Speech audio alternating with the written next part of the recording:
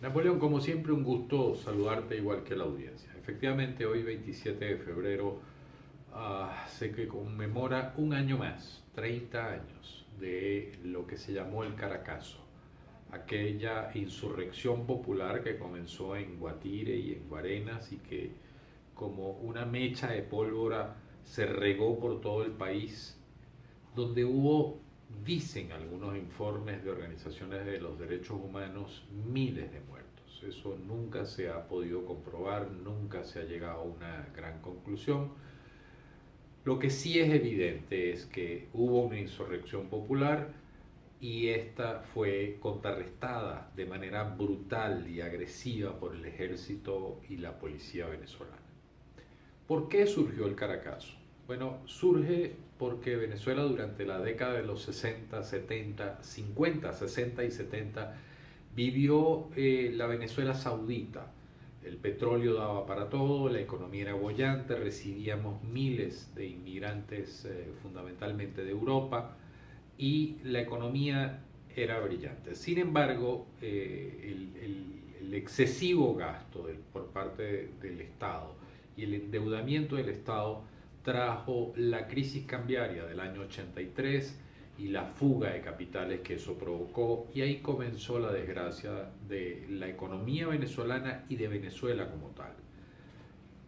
Esto uh, fue empeorando, había inflación elevada, no como la que tenemos ahora, que es una hiperinflación, pero en aquel momento pues el país no estaba acostumbrado a eso, la moneda se devaluaba día con día, poco a poco se fue devaluando hasta que se llegó a la elección de Carlos Andrés Pérez, su segundo periodo.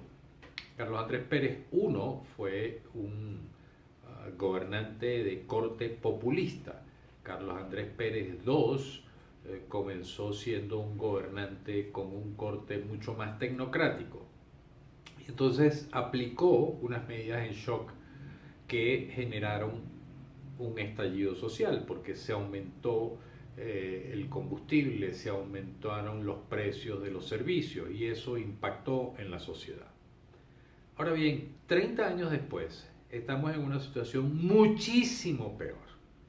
Hay quienes dicen que el Caracazo fue el inicio de la salida de Hugo Chávez, quien en el año 92 hace el intento de golpe fallido, pero que dejó sembrado el camino para que insurgiera Hugo Chávez como un militar que se alzó en armas contra el Estado para tratar de derrocar a la dirigencia de ese entonces, llámese Carlos Andrés Pérez.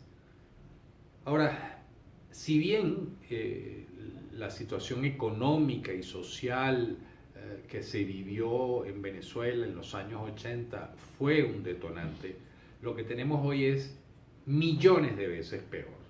Sin embargo, la manera como en aquel momento se controló el conflicto social fue una y cómo se ha controlado hoy es otra. Si en aquel momento fue brutal, hoy es 10, 20, 100, 1000 veces más brutal. Basta ver los muertos del 2014, de las protestas del 2014, basta ver los muertos de las protestas del 2017, basta ver los muertos que hubo reciente en este fin de semana pasado con el tema del ingreso de la ayuda humanitaria. Recuérdese la frase célebre de Hugo Chávez: candelita que se prenda, candelita que se apaga. Entonces, lo que ha sucedido es que han reprimido de manera mucho más brutal.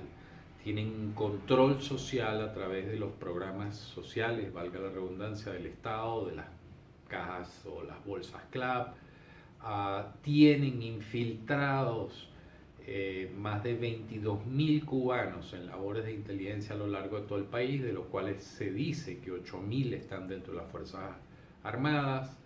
De tenientes coroneles hacia abajo nadie carga municiones en sus armas, ni tienen acceso a ellas. todo lo que hablen dentro de las instalaciones militares es grabado, tienen los aparatos y la tecnología, entonces cualquier llamada que reciban o hagan en los límites de las instalaciones militares es grabada.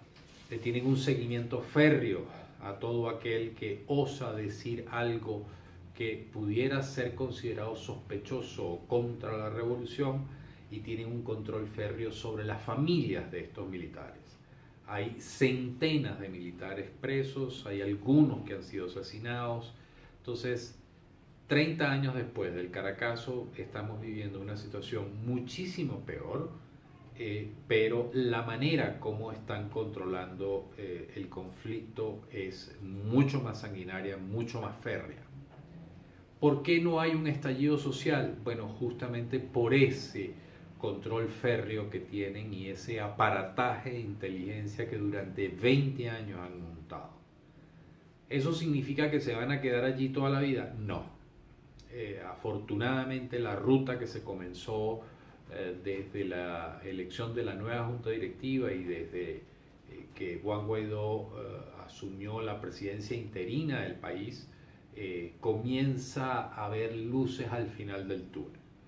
No es tan rápida como todos quisiéramos, evidentemente, pero hay que entender que esta gente ha estado 20 años anclados en el país, 20 años protegiéndose y construyendo todo este aparataje que los protege, y que en apenas 30 días es mucho lo que hemos progresado y es mucho más lo que vamos a progresar en los siguientes 30 días. Hay un paralelismo entre el 27 de febrero de hace 30 años y el de hoy, sí, una situación dramática, pero la diferencia es que en aquel momento el control no fue tan férreo como lo es ahora. En aquel momento estábamos bajo un régimen democrático que probablemente violó derechos humanos. Ahora estamos ante un Estado cooptado por una banda criminal que viola constantemente la Constitución, las leyes y los derechos humanos. En aquel momento se generó un cambio y en este momento también se va a generar un cambio. Tardará un poquito más, pero si hemos soportado 20 años, seguramente podremos soportar algunos días más. Y esperemos que más nunca se repita un 27 de febrero en Venezuela. Bueno, Napoleón, como siempre, un gusto saludarte, igual que la audiencia.